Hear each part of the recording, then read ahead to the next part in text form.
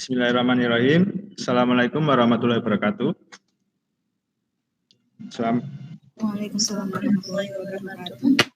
Ya, selamat sore Mas Mbak.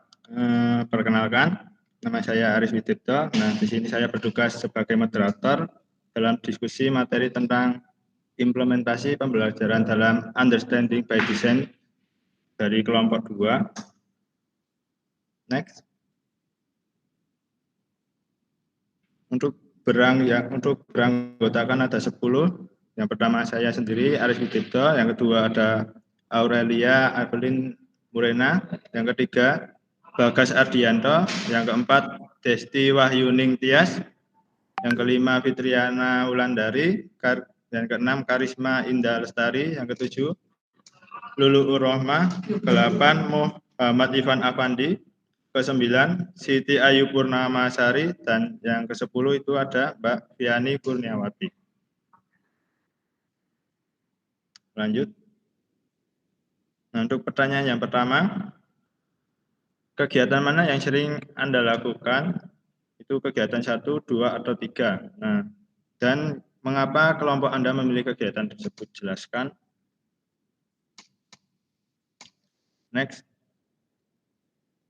Untuk jawabannya dari kelompok 2 itu kegiatan guru, kita memilih kegiatan 2, yang mana yaitu metode kegiatan 2 yaitu metode fasilitas dan konstruktivisme. Dan untuk kegiatan siswa yaitu kegiatan 2 yaitu tentang membangun, memeriksa, dan memperluas. Nah, selanjutnya akan dijelaskan oleh rekan dari kelompok 2. Oke, terima kasih. Di sini saya akan melanjutkan kegiatan yang dilakukan oleh guru, yaitu kegiatan 2 mengenai metode fasilitatif atau konstruktivis. Terdapat 12 poin pada kegiatan 2 ini, diantaranya yang pertama, pencapaian konsep, yang kedua, pembelajaran kooperatif, yang ketiga, diskusi, yang keempat, pertanyaan eksperimental, yang kelima, representasi grafis, yang keenam, pertanyaan terpandu, yang ketujuh, pembelajaran berbasis masalah, yang kedelapan, pertanyaan terbuka, yang ke-9, pengajaran timbal balik, yang ke-10, simulasi, misalnya uji coba tiruan, yang ke-11, seminar Sokrates, dan yang ke-12 adalah proses penulisan. Next. Untuk selanjutnya akan dijelaskan oleh rekan saya. Oke, baik. Di sini tindakan guru.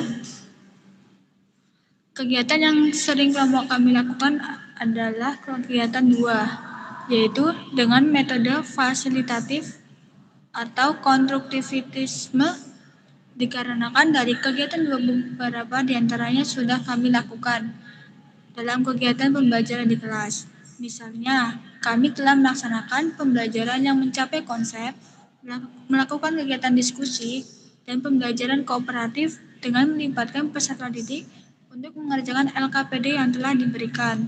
Kami juga telah melaksanakan pembelajaran dan model problem-based learning yang berbasis masalah.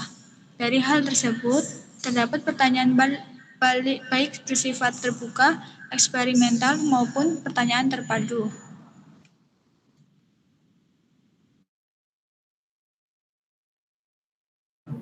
Oke, untuk selanjutnya, untuk kegiatan siswa, kelompok kami memilih kegiatan 2, yaitu membangun, memeriksa, dan memperluas. Terdapat 12 kegiatan. Yang pertama, bandingkan, induksi, tentukan, dan digeneralisasikan.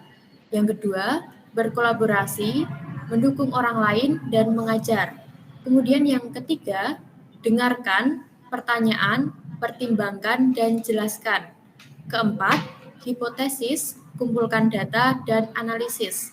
Yang kelima, visualisasikan, hubungkan, dan hubungkan peta. Selanjutnya yang keenam, pertanyaan, penelitian, simpul, dan hubungan. Selanjutnya yang ketujuh, berpose atau tentukan masalah, selesaikan, dan evaluasi. Kedelapan, jawab dan jelaskan, renungkan, dan pikirkan kembali. Kemudian yang ke-9, klarifikasi, pertanyaan, prediksi, dan ajarkan. Selanjutnya yang ke-10, periksa, pertimbangkan tantangan dan debat. Yang ke-11, pertimbangkan, jelaskan, tantang, dan justifikasi.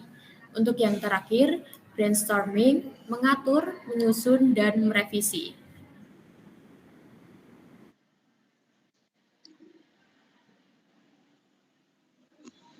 Baik, untuk yang selanjutnya di sini kegiatan siswa berdasarkan pengalaman kami saat PPL di sekolah, yaitu kegiatan yang sering peserta didik lakukan adalah kegiatan 1, di mana peserta didik itu menerima dan menanggapi. Jadi selama kegiatan pembelajaran, peserta didik melakukan kegiatan mengamati, mencoba, berlatih, memperbaiki, mendengarkan, menonton, mencatat, bertanya, menjawab, serta memberikan tanggapan.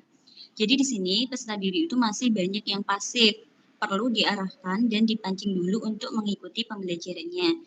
Hanya beberapa peserta didik yang aktif dan antusias mengikuti kegiatan pembelajaran, khususnya pada pembelajaran matematika. Peserta didik masih beranggapan jika tidak menyukai atau tidak sesuai dengan passion mereka, maka mereka sedikit enggan untuk mengikuti kegiatan pembelajaran. Baik, untuk selanjutnya akan dijelaskan oleh rekan saya.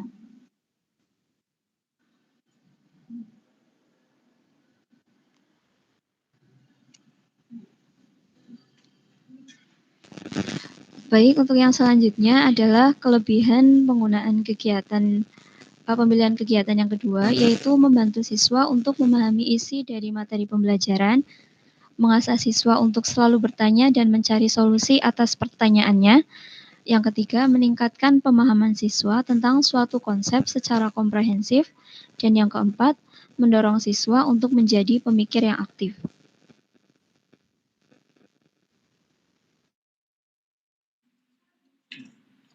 Baik, untuk selanjutnya ada kekurangan. Di sini seorang guru dengan metode fasilitatif atau konstruktivis harus menjadi fasilitator yang baik dalam proses pembelajaran karena membutuhkan waktu yang lebih banyak dalam perancangannya karena hasil yang baik itu diperoleh dari ide dan juga kerja keras yang baik. Untuk pertanyaan kedua adalah kegiatan mana yang menurut Anda cocok dan sesuai untuk peserta didik kekinian? Jelaskan.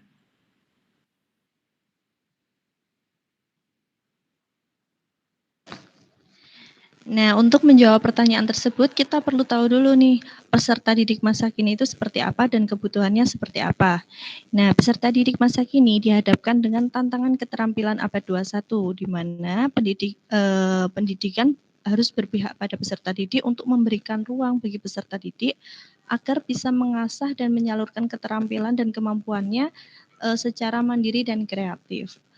Jadi kebutuhannya apa dari karakteristik peserta didik masa kini ini?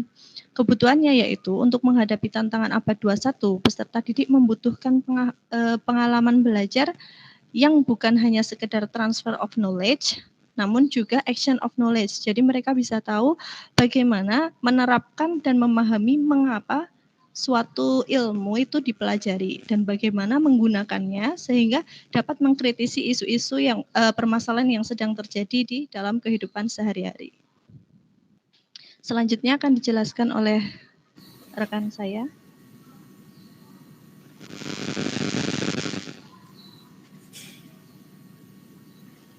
Oke, untuk yang selanjutnya, untuk pertanyaan kedua tadi kan kegiatan mana yang menurut kita cocok dengan sesuai untuk peserta didik kekinian. Nah, menurut kelompok kita itu dari kegiatan guru itu kegiatan 2 dan untuk kegiatan siswa itu juga kegiatan 2. Oke, next.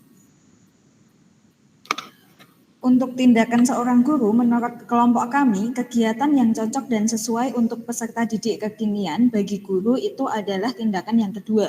Karena sekarang kegiatan pembelajaran itu sudah memasuki era abad ke-21, di mana guru dituntut untuk melek teknologi dan memfasilitasi peserta didik untuk merdeka belajar. Seorang guru juga dituntut untuk menerapkan pembelajaran yang konstruktif, sehingga peserta didik diharapkan mampu mengembangkan kemampuan dalam bertanya dan mencari jawaban dari pertanyaan yang mereka buat. Meningkatkan peserta didik untuk memahami konsep secara lengkap, serta peserta didik dapat menjadi pemikir yang mandiri. Oke, Selanjutnya kegiatan siswa atau peserta didik. Menurut kelompok kami, kegiatan yang cocok dan sesuai serta kekinian bagi peserta didik tentu kegiatan 2, yaitu membangun, memeriksa, dan memperluas kemampuan peserta didik. Kegiatan 2 sesuai dengan perkembangan pendidikan yang diharapkan di masa pembelajaran abad 21. Jika kegiatan tersebut benar-benar dilaksanakan dan peserta didik aktif dalam kegiatan pembelajaran, maka akan mempermudah untuk mencapai tujuan pembelajaran, sehingga peserta didik dapat menguasai konsep secara menyeluruh. Nah, terima kasih.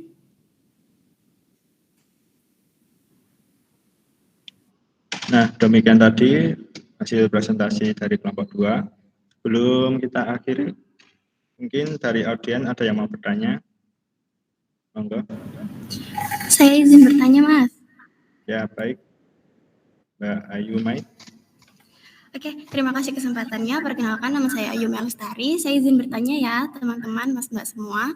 Jadi tadi berdasarkan presentasi Mas-Mbak semua, di sini memilih untuk kegiatan 2 ya, yaitu guru menggunakan metode fasilitatif atau kemudian juga yang siswa itu menggunakan kegiatan kedua juga, yaitu membangun, memeriksa, dan juga memperluas. Nah, pertanyaan saya, apa aja sih kendala ketika memilih metode kegiatan yang kedua itu? Terima kasih. Baik, untuk pertanyaannya kami terima, yaitu tentang apa saja kendala ketika memilih metode kegiatan yang kedua. Nah, mungkin dari rekan kami kelompok 2, monggo yang mau menjawab dari pertanyaannya dari Mbak Ayu Mai. Baik, dari saya izin mencoba menjawab Mbak Ayume, mungkin nanti dari Mas Mbak bisa menambahkan. Jadi alasan dari kami memilih kegiatan 2, memang kegiatan 2 itu sangat unggul atau sangat hasilnya sangat memuaskan yang diterapkan kepada peserta didik. Karena nantinya hasil belajar dari peserta didik bisa berupa pengetahuan, psikomotor, sampai dengan sikapnya itu menjadi hal yang sangat bagus seperti itu. Jadi kegiatan 2 itu lebih unggul dari kegiatan 1 ataupun kegiatan 3. Untuk kendalanya tersendiri di dalam proses tersebut, kegiatan 2 itu perlunya seorang guru yang profesional seperti itu, perlunya seorang guru yang sangat baik dalam menjadi fasilitator pembelajaran. Karena apa? Di dalam kegiatan 2 itu berpusat pada siswa. Jadi semua istilahnya kebutuhan dan juga fasilitas yang harus siswa miliki itu harus disediakan oleh seorang guru seperti itu. Jadi guru itu membutuhkan waktu yang lama dalam penyusunan, perancangan sampai dengan pelaksanaan seperti itu. Memang pada hasil akhirnya itu berpusat pada siswa, namun seorang guru harus menyiapkan terlebih dahulu semua perencanaannya seperti itu. Mungkin dari Mas Mbak yang lain ada yang mau menambahkan?